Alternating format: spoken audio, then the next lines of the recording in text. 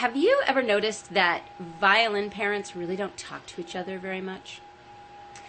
They chat, like we chat, but we don't really say, so how's your practice going, and what are you working on, and what are your problems, and how do you get through this, and how do you get through that? Everybody seems to want everyone else to think that everything's going really good, even if it isn't. And that everyone sort of, I mean, I make this gross generalization, right?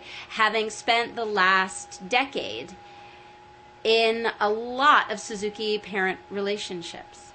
My name is Jen Furlong. I am one of the founders of Practice Parent Coaching, and I am going to share with you in the next couple minutes, you know, I don't like that word share. I'm going to share with you. I'm going to reveal to you the secrets that I have discovered by asking other practice parents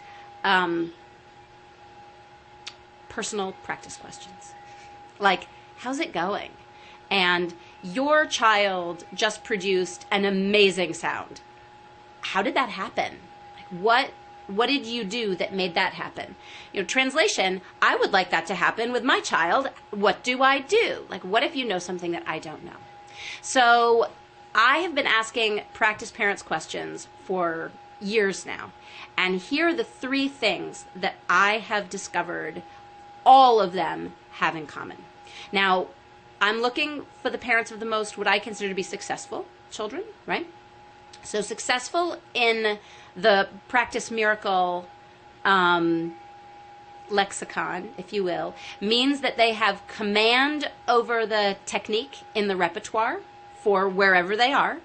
So if that means that they can play lightly row with beautiful tone, right on. I would consider that an advanced student. An advanced Book 1 student can really make a beautiful lightly row, even if it's their most recent piece. Okay. Second thing is the child plays expressively, really, truly, and sincerely, with sincere expression. And the third thing is that they're having fun, that the player is actually enjoying themselves, which is not to say that they spend 24 hours a day thinking, wow, practice is really great. Like, I don't think anybody finds the burn, you know, the tricky place in practice where you're really growing. Nobody really likes that or finds it comfortable until they realize what it can do for them. But that's another video. So, and actually, if you're coming April 1st and 2nd, we're going to cover that this weekend. So I hope that you're going to be with us and that you'll get let in on a lot of the stuff that we talk about. But for right now, the 3 things that all practice families have in common, whose kids are really, really getting it done, as you will. First thing is, they all practice every day. And I mean, every day.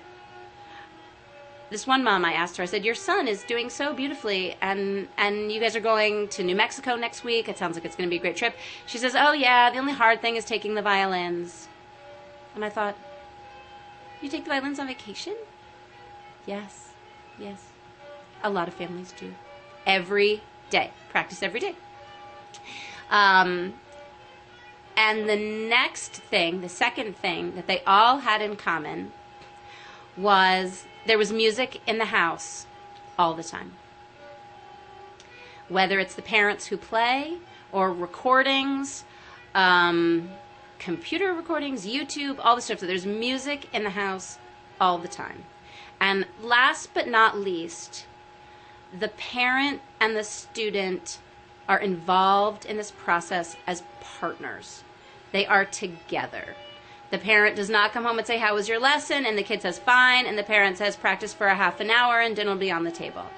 It's not how it works. The parent is very involved. Sort of say, okay, well, how can I help you? What do we need to do? Let's practice now. Do we get everything? And really making sure that the quality of the practice is what it needs to be. And if they have an older student, like a teenager or someone who's advanced enough in the repertoire that the parent's like, wow, that violin stuff, I don't know what you're doing, but it sounds great, hon.